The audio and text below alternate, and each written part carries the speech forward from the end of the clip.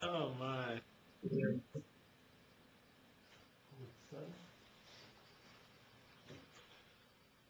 can see the top here.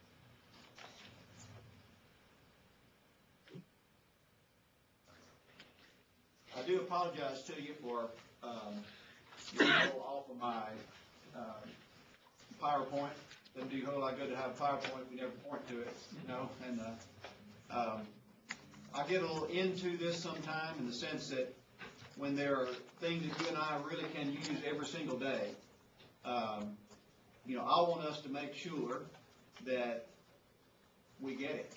And I get a little worked up over that. I don't apologize for being worked up, but I do apologize for not giving some kind of structure to what I was worked up about.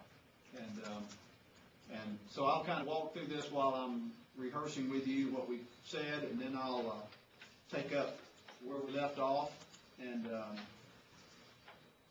see if we can conclude these last two chapters of the book of Ruth. This is rich, rich, rich stuff. And I'm so glad the Holy Spirit recorded for us here in this context what's going on in individual lives while all this chaos is going on in the nation.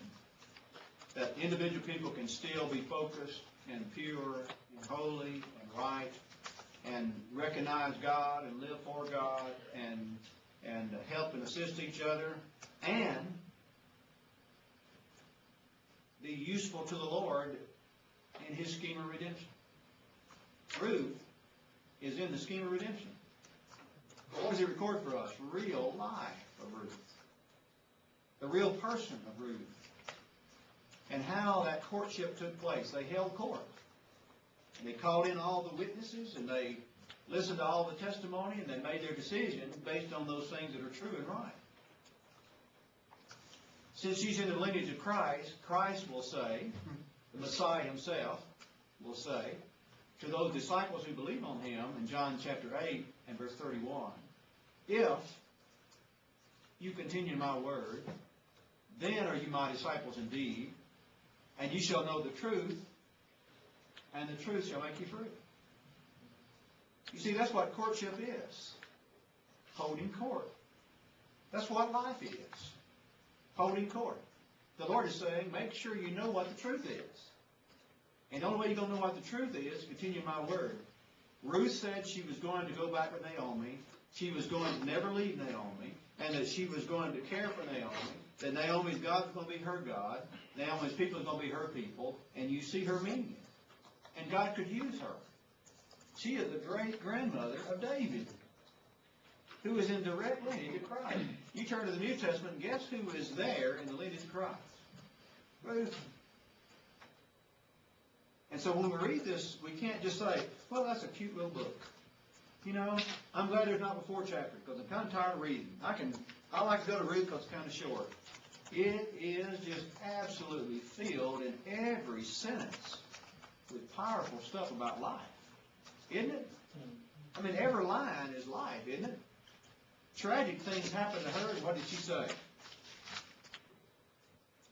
I'm going on with life. And I'm going to be positive about life.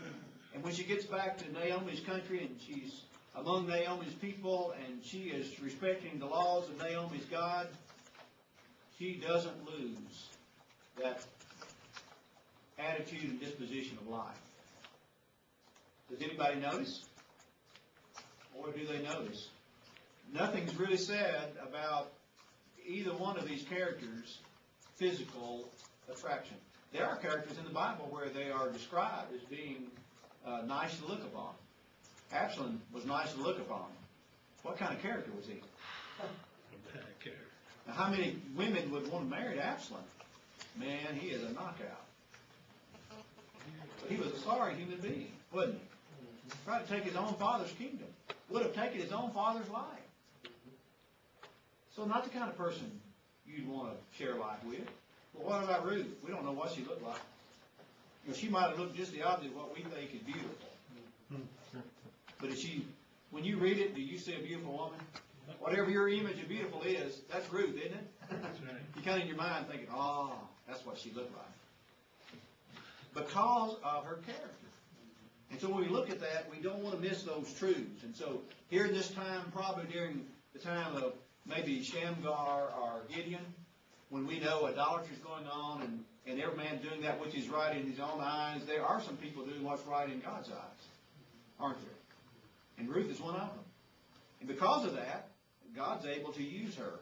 And He uses her in a very powerful way. So you go back to about Judges chapter 6 or so, and you get kind of the context of the chaos that's all around them. And so we get caught up in life and say, I just don't know how a Christian can make it. You make it the same way Ruth did. So I don't know how you're going to find a faithful spouse in this day and time. You find it the same way Ruth and Boaz did. You get out there and get to work for the Lord, and you just might run into somebody who's out there working for the Lord. And there might be more folks out there working for the Lord than you ever dreamed there'd be. But if you're not out there working for the Lord, you're probably not going to find somebody that's working for the Lord. And so Ruth is out there doing those things, and so the purpose of the book is to give us a picture of the genealogy of Christ from a real-life vantage point, of a real-life person. We've seen the generosity of Boaz, and we've seen he's now, as this chapter 2 ends, he is that right of kin person. He is near of kin. Naomi describes him as. And so here's this openness between Ruth and Naomi, and she's keeping her word, and they care about each other. And she's not this young person to say, I'm not going to pay attention to this old woman. She's bitter about life, and so I'm going to find me a husband. I'm going to go on with life. She doesn't have that attitude at all. And so when we read this and understand the importance of it, chapter 3 takes on special meaning. Then, when? After she gleaned in the field all this time, and after this harvest time has passed, after she's no longer gleaning, then Naomi, her mother-in-law, said to her, My daughter, shall I not seek rest for thee, that it may be well with thee? Who's been seeking rest for whom up to now? Ruth for Naomi.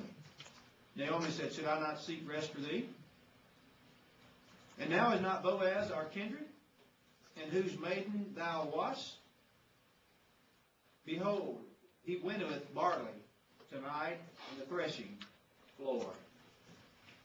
You see, there's a law of next of kin in Israel, and they were to then buy the land of the deceased person.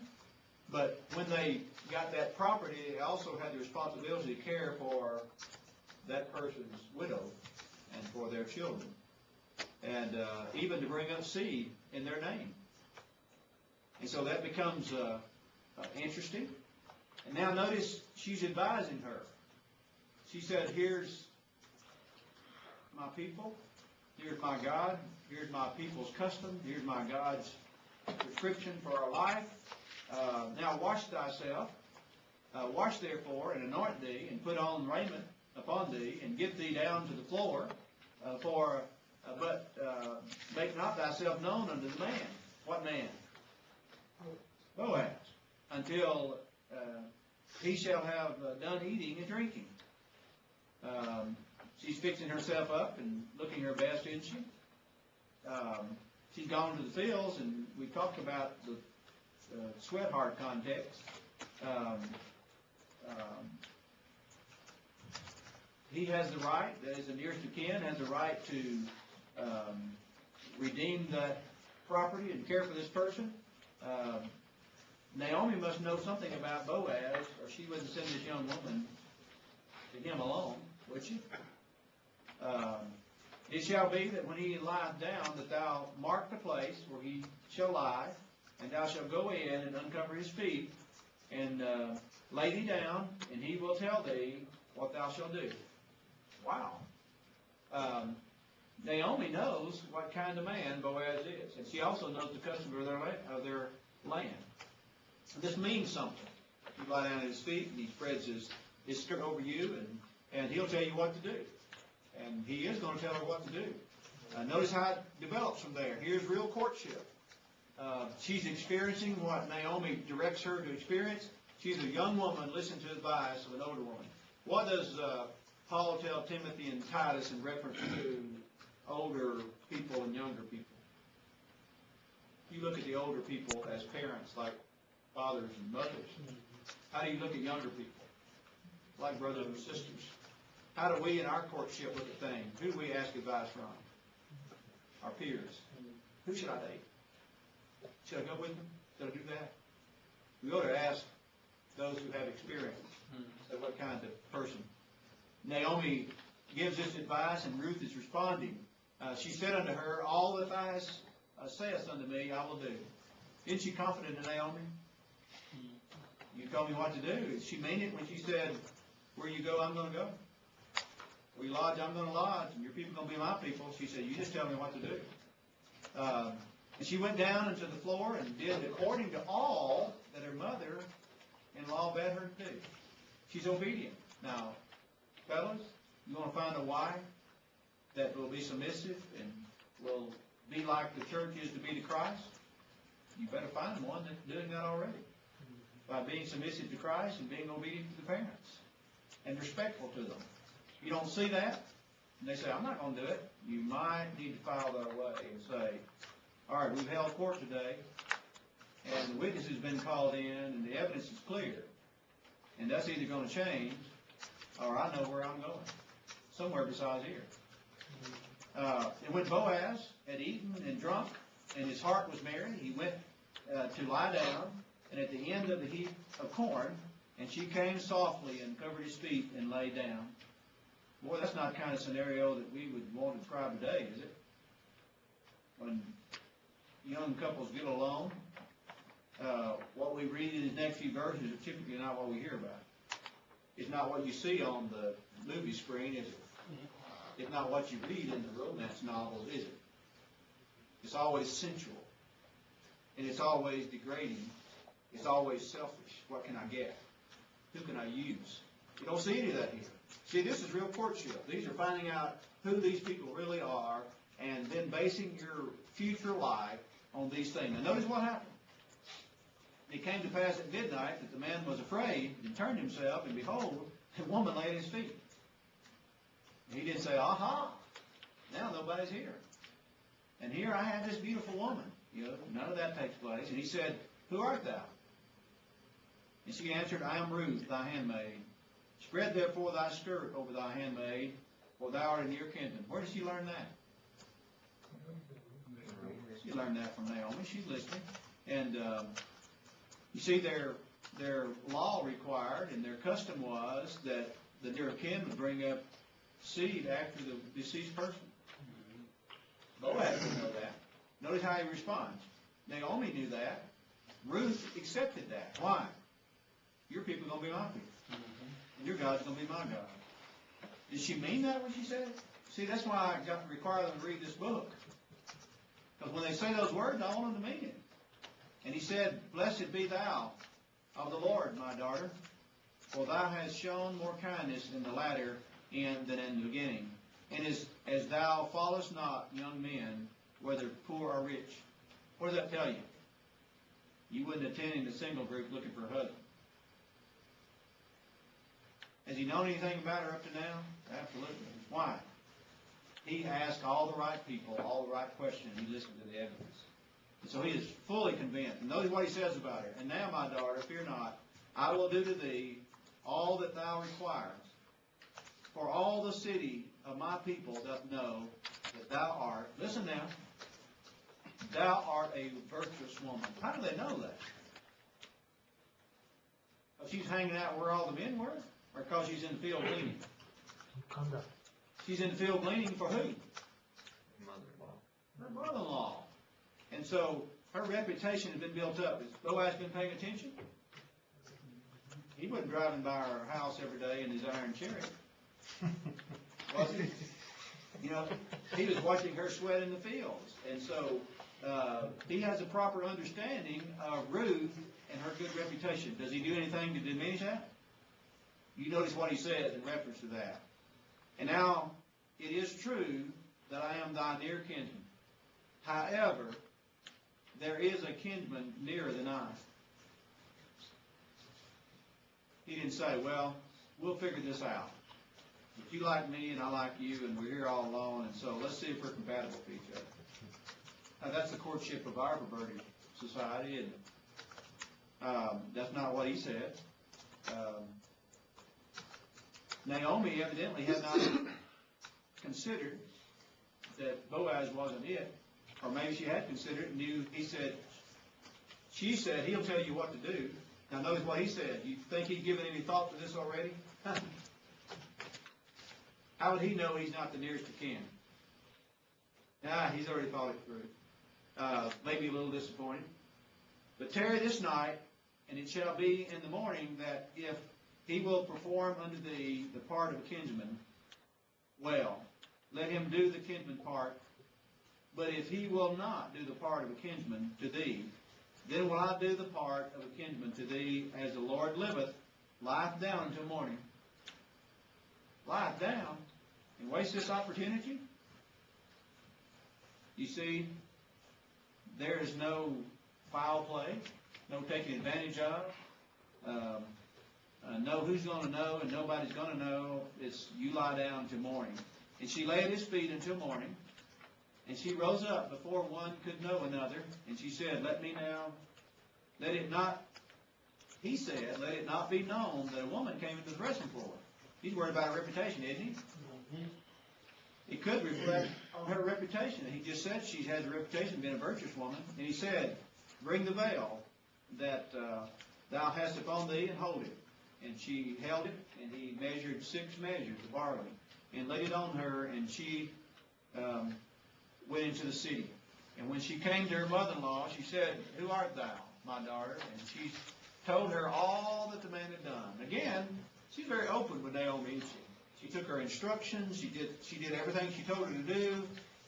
What Naomi said was true. Boaz said, you go and I'll take care of this matter. And she said, as she tells her all these things, she said, these are the 6 measures of barley gave he me. For he said unto me, go now, empty unto thy mother-in-law. Go not empty unto thy mother-in-law. And so Boaz is interested in not only Ruth, who is he interested in? You think he's given any thought, said, if I turn out to be the nearest of kin, and I marry Ruth, he's really going to be marrying and taking care of, not marrying in the sense of having a relationship with, but he's taking on responsibility of whom? Naomi. He's already taken on some of that. You take this to your mother-in-law. And she said, then said she, sit still, my daughter. She didn't say, go check and see if he said anything yet. Sit still, my daughter, until thou know how the matter will fall.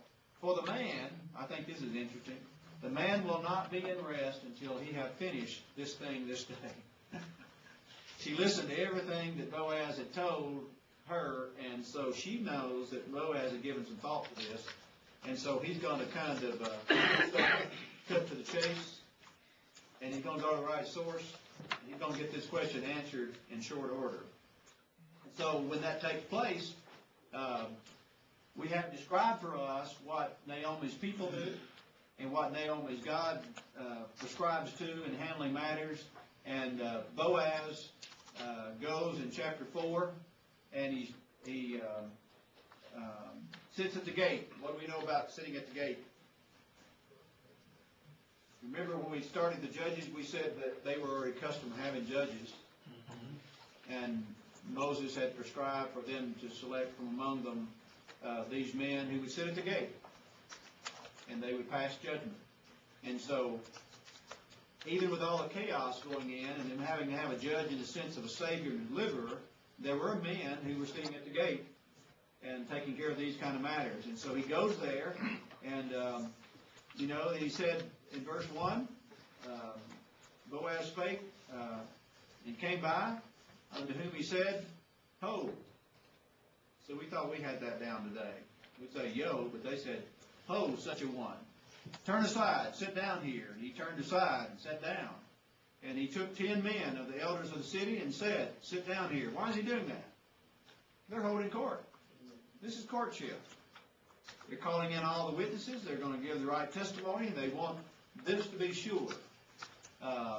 And so he calls these folks and the elders to confirm that this is a legal matter. We're going to handle this correctly. There are not going to be any questions about it. And he took those men and set them aside, and he said unto the kinsman, he identifies who the near kin is, Naomi, that is come after out of the country of Moab, selleth a parcel of land, which was our brother Amalek. True or false? True. Amalek was a Israelite. Would he have had land divided to him? He would. Is he deceased? He is. And so, is that land still available? It is. The nearest of kin would have the right to buy that land. And I thought to advise thee saying, buy it before the inhabitants and before the elders of my people. If thou wilt redeem it, redeem it. But if thou wilt not redeem it, then tell it me, that I may know, for there is none to redeem it besides thee, and I am after thee. And he said, I will redeem it. Now, not questioning Boaz's motives at all, because he's been honest. But where did he start? He didn't start by saying, well, you take care of Naomi. Where did he start? Well, you purchase the land. And the man said, I want the land. I mean, people want more land, don't they? So he kind of sets him up on that deal and gets him committed, identified as the nearest of kin. And then Boaz said, what today thou buyest the field of the hand of Naomi. Okay, Amalek was described because he was the male and received the property, but he's dead, and so Naomi's the one you're going to have to deal with. And thou must buy it, also Ruth the Moabitess, the wife of the dead, to raise up the name of the dead on his inheritance. And now you've got to take this Moabitess woman, and you've got to raise up seed after her husband's name. Going back to Deuteronomy chapter 25 and verse 5 and 6. These people of Naomi, this God of Naomi, had prescribed this plan. Are they following the plan? They are. Even when, this being the time of Judges, when not many people were following the plan. Mm-hmm. The lineage of Christ is traced through people who follow the plan. The redemption of souls today will be traced through the people who are following the plan of the Lord. There can be all kinds of chaos and all kinds of spiritual idolatry and all kinds of spiritual perversion, but real people who are serving the Lord can still be useful to the Lord. And the kinsman said, I cannot redeem it myself, lest I mar mine own inheritance.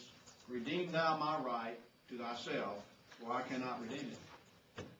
Well, if this man's married, and you're going to bring another woman in the picture, he could see real problems in a hurry, couldn't he? And you add other children, what's that going to do to the inheritance of children you already have? I can't do it. And in verse 5 it says, if the day that you buy it from Naomi, you must also buy it from Ruth, right? All right, because Amalek, Marlon, and Chilon. And so, who died first? Amalek. Mm-hmm. Who received the property? Marlon and Chilon. Mm-hmm. And so, Chilon's wife is not here. Marlon's wife is. Who is that? Ruth. You want this property, who are you going to have to take on? Ruth. Mm-hmm. So the implication is if you buy it from her, you have to take her as your wife. Yeah. Because it doesn't say that. I didn't know how that worked. Yeah. Yeah. It's, you can purchase the land, but with the land, you've got to take the responsibility of the next of kin. And part of that was you not only received the possessions, but you took on the responsibility. And serious responsibility. Guess what? This man would have to raise up seed after Marlon. That's right. And have to have his name. You have to represent him. He said, then I won't have any inheritance. I'll lose my identity. I can't do that. What does that tell you about Boaz? You're going to find out. And the kinsman said, I can't do it. And now notice how Boaz approaches things. You want to hold court and women want to find the right kind of husband? Then find somebody to be honest, tell the truth, the whole truth, and nothing but the truth, and be able to live with the consequences. What if this man had said, okay, I'll take it for my wife? What would Boaz have done? What he promised Ruth. He said, I just want you taken care of. I'm not the nearest of kin, and so if he takes care of you, that's wonderful. If not, you'll be taken care of. Now this was a manner in former times in Israel concerning redeeming and concerning changing, or to confirm all things, a man pluck off his shoe and gave it to his neighbor. And this was a testimony in Israel. So it was a symbol of the transaction had taken place. And therefore the kinsman said to Boaz, buy it for thee. And so he drew off his shoe. And Boaz said unto the elders and unto all the people, now here's that courtship again, ye are witnesses. What do we do in our courtship today? We've got to always sneak off. Everything's private, isn't it? We can't have any time to ourselves. There's always somebody around. Well, is there anybody around here? All the elders of the city. Is Boaz saying, I don't want anybody around here? No, he's saying, no, we've got to have witnesses here. He got 10 folks to sit down with he and this nearest of kin and said, okay, you're witnesses. This day that I have bought all that was Amalek's and all that was Chilon's and Mahlon's of the hand of Naomi. And that kind of addresses what Brother Brown was asking about. Moreover, Ruth the Moabitess, the wife of Mahlon, have I purchased to be my wife, to raise up the name of the dead unto his inheritance, that the name of the dead be not cut off from among his brethren, and from the gate of his place, and ye are witnesses this day. What a guy, you know? Don't know what he looked like physically. We know something about his character, don't we? And all the people that were in the gate and all the elders said, we are witnesses. And the Lord make the woman that is come into thine house like Rachel and like Leah, which two did build the house of Israel, and do thy worthily in Ephrathah, and to be famous in Bethlehem. Ephrathah? Bethlehem? Sound familiar to you? When you get to the New Testament, both of those names will be used in reference to the birth of Christ. One will be in reference to the slaughter that will take place and the weeping of that Ephrathah, because like Rachel weeping for her children. Bethlehem will be the prophesied place of his birth. This day is born unto thee in the city of David, Savior. Isn't that powerful? And we know the rest of the story. We know something about this lineage of David. Here's the great-grandmother of David. And if you're sitting around at Thanksgiving and you're telling the story, this story you want to tell, isn't it? You want to tell this story. Why? It's a beautiful, pure, holy courtship that turns out right. Do they live happily ever after? They do. Listen to what it said.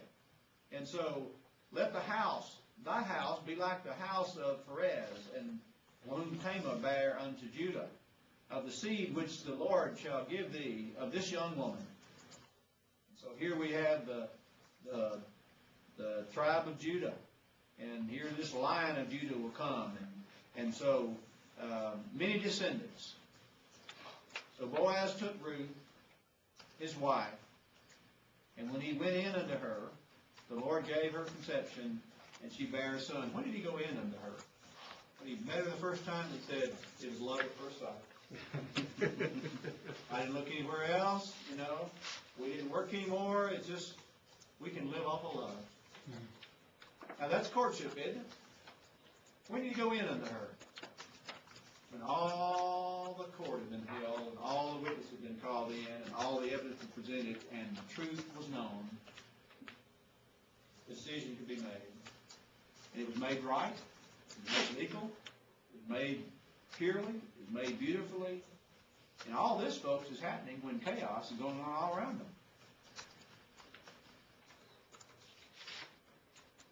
All this is going on. We read about those sons of Belial at Gibeah that are perverted. And so the woman said unto Naomi, the women said unto Naomi, blessed be the Lord, which hath not left thee this day without a kinsman. Boy, it sounds a little different than Mara, doesn't it? Bitterness. Oh, the Lord has shown me so much unkindness. This is awful. I'm going to change my name. And the women said, that his name may be famous in Israel. Is it? It will be. And he shall be unto thee as a restorer of thy life. Well, he pretty much said, I lost my life. I left here, my name meant pleasant. I've returned, my name means bitter. And so her life has been restored, and a nourisher of thy old age, for thy daughter-in-law, which loveth thee. Now, where do we start out? Don't entreat me to leave thee, nor forsake thee. Whither thou goest, I will go. Where thou lodgest, I will lodge. Thy people shall be my people. Thy God shall be my God. Where thou diest, I will die. While thou art buried, I will be buried. You see, she loved her. Her daughter-in-law did, and she kept her vow, didn't she? Which is better to thee than 7 sons had borne him. Wow. You know, here's this Moabitess daughter-in-law that's better to Naomi than 7 sons. She cares about her, and this great child will give her great joy and happiness. And Naomi took the child and laid him on her bosom, and she became nurse unto him. And the woman and her neighbors, and the women and her neighbors, in a name saying, there is a son born unto Naomi, and they called his name Obed. He is the father of Jesse, the father of David. Here's this little connection between the chaos in the book of Judges and what we're going to learn in 1 Samuel, the second king of Israel. Maybe to make sure we know what the lineage of David's all about and who his ancestors were. And now here's his great-grandmother, such a wonderful person. And it connects us back then to what's already been mentioned with Perez and all the way down through Boaz to Obed to Jesse to David. Now we're ready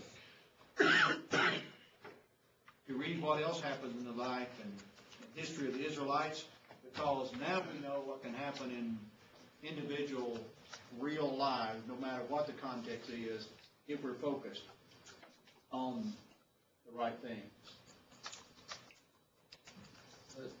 The Kinsmen Redeemer here is the climactic part of the book of Ruth.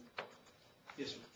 Well, I just was, some of these things are dawning on me and making connections, but it's just really interesting that, here's Boaz. He's the son of Rahab the harlot. And then you have Rahab in the very first of Joshua, and you have Ruth at the very last of these books we're studying. Where are both of them? Rahab and Ruth. Sorry? Where do both of those women end up? That's what I'm saying. It's like God preserving Jesus' genealogy through these 2 women who are so pivotal in Israel's history, and they're not even Israelites. Yeah. But what kind of faith do they have? And who do they have faith in? And isn't that such a paradox that the people he did so much for didn't have faith in him? That they'd have faith in a God they'd build with their own hand? And these people who were born in idolatry see him from a distance and know his great power and might and are impressed with his people and serve him faithfully. Now, which ones did he use?